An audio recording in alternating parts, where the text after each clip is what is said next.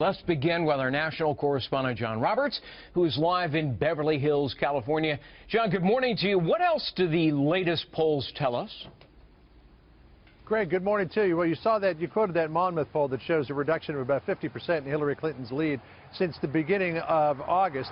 And there are other polls out there that are showing a similar tightening. And Kellyanne Conway, Donald Trump's campaign manager, suggested, particularly with the pivot that he's taken in the last couple of weeks, that the polls will begin to tighten. An Emerson College poll shows a similar tightening. Take a look at this. In the state of Ohio, where Clinton was leading by about 4 to 6 points, the Emerson poll has got Donald Trump now in the lead by a single point. Pennsylvania, Clinton is up by 3, whereas she had been ahead in other polls by 10 to 11. And in Michigan, another battleground state, she is ahead by 5, where she had been ahead by as much as 10.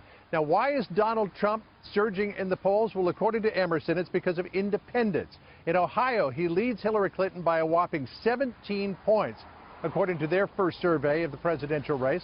In Pennsylvania, he leads by 6, and in Michigan, things are even up. They pretty much split the young voters between the two, and this is people 18 to 34. In Michigan, Donald Trump is up by 12, but in Ohio, Hillary Clinton is up by 18, and in Pennsylvania, she leads by 3. Now, we'll see if this data is borne out in other polls. We've got some more, including Fox News polls, that are coming up this week.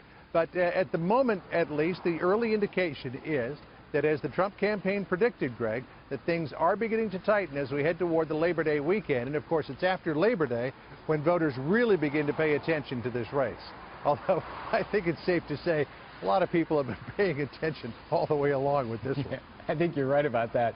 You know, John, last week, some of Trump's comments led critics to claim that he's backtracking on deportation in particular. But Trump is making it clear overall he's not going soft on immigration.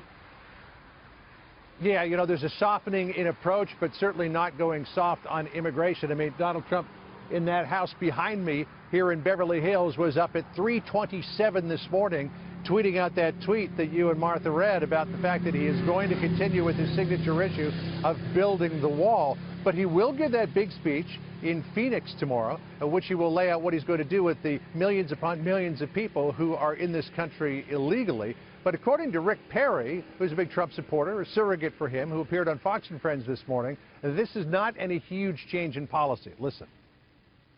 Donald Trump's not softening his position on immigration. Donald Trump is going to secure that border in all the different ways that you have to do that. He is committed to not only immigration reform that lets the people in that we want in this country, but those that have come in overstayed their visas, those that have come in that are criminal elements, those individuals are going to be rounded up and dealt with appropriately. Now, the Trump campaign playing the contents of this immigration speech close to their vest, not giving much of a tip of the hat, or the hand, rather, as to what is in store for Phoenix. On the schedule for today, he's got a couple of fundraisers, one here in California, one in Seattle. Then he's got a big rally tonight in Everett, Washington. We will be at some, but not all of those events, because the fundraisers are closed. Greg? Well, looks like the sun's about to come up behind you there at the beach in beautiful Southern California. John, thanks very much.